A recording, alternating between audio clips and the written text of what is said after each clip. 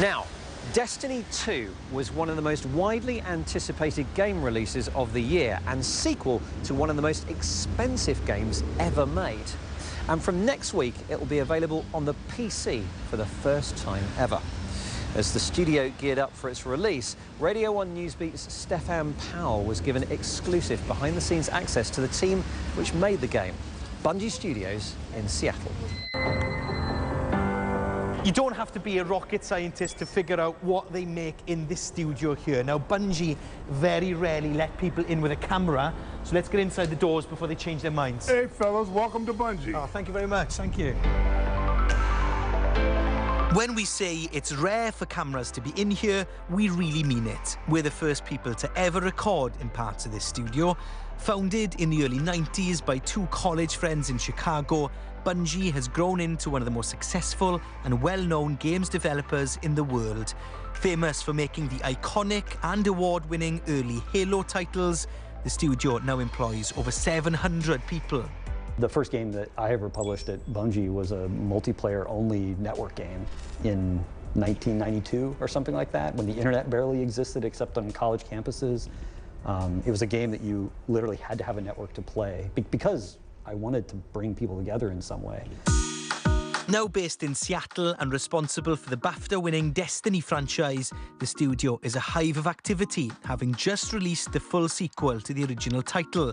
A title that was a bestseller and on one hand seen as groundbreaking, but on the other, criticised for being a bit dull.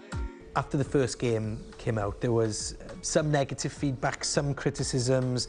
Did you take them to heart? Yeah, absolutely. It was, to a very large degree, stuff we already knew. Like, we knew the game had amazing parts that we loved and a lot of other people were going to love, and that was going to get people to be, we hoped anyway, playing it for years to come. But we also saw the real mistakes we made on the story, for example. I think that was one of the big sources of negative reviews for Destiny 1. We weren't surprised by that feedback, because when you're a creator immersed in that work, you feel it. But yeah, it was a very sharp and clear message that we got from our community that they expected better from us. Yeah. Jason says they learned their lessons, and early reviews of the console release that came out in September suggest he might just be right. But there's still plenty of challenges facing the staff here. Updating and keeping a living online universe like Destiny 2 going is a lot of work. And in a crowded market, they face stiff competition to keep players coming back for more. They're also working on brand new elements to the franchise too. One of the major differences between this new version of Destiny and the original is the fact that it's being made for the PC for the first time ever. Now, I've never actually played the game with a mouse and keyboard before, so let's see what it's like.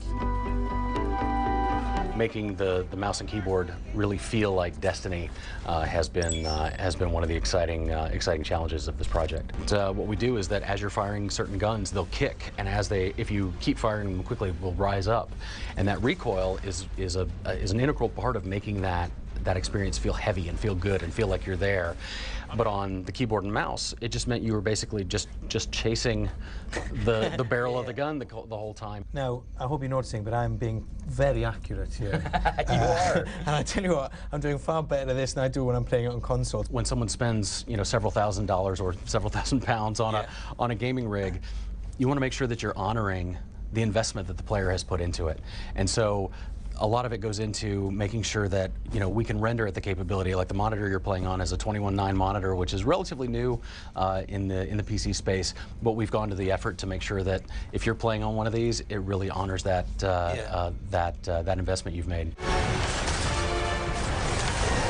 As well as the PC release of the game, people here are working on expansion packs that are coming soon as well, and it's in rooms like this one that they're deciding what you're going to be playing in the coming months and years. And everything the team needs to put that together is all here in this one building, from the motion capture area to the sound design studios. So it starts out with the string motive, and I like the piece right away because it's kind of evocative. This is a stunning number. We recorded over 900 minutes of music for this game. Now, with our game, you never know what a person's going to do. You never know when a battle's going to break out. You just don't know. So you have to sort of have several different options in your pocket all the time, so that when something happens here, something happens there, or you know, an enemy comes out from behind a rock or whatever, the music has to be able to change instantly. We released the Destiny soundtrack the day before the game came out, and within 24 hours, we actually were the #1 selling album on Amazon. And we knocked Taylor Swift out of first place. Take that, Taylor. And I love Taylor Swift, but enough's enough. It's not often you see a climbing wall in the middle of a gaming studio, but despite the pressures of making such a high-profile game, staff here try their best to keep relaxed. That is, you know, if you find climbing relaxing. There was a novice climber at studio who was a veteran game developer, and this was his first introduction to climbing, and he actually designed some of our best problems, I think, because he just applied his mind. He sort of applied that level design mindset to it. So, well, obviously, I was going to have to give it a go. So, left one or right one, would you say? So close. I was so close. When he's not climbing, Mike Zack is working as the art director on Destiny 2.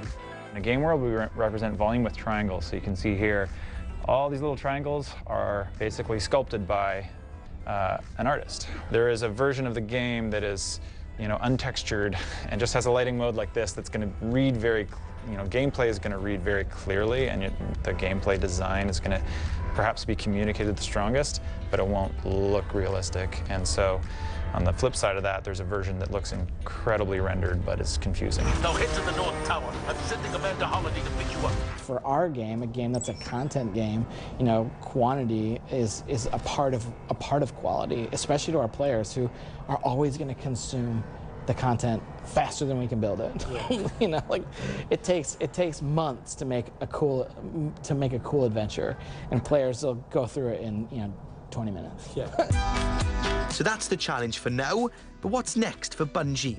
He doesn't usually do interviews, but sitting down with us, Jason Jones says it's something they're actively looking at. We're starting in a very small way to think about what's beyond Destiny, and we're going through this exercise of every time you attempt to do a new thing to surprise and delight people, you risk just being ignored because no one cares about what you did. And so I would say it's, yeah, you could make your hand pretty tired writing down all the risks going into a new game project. But I would say that unless you're taking on a lot of risks like that, you're not going to do a thing that people care about. That was Stefan Powell, and that's it for this week. Don't forget that we live on Facebook.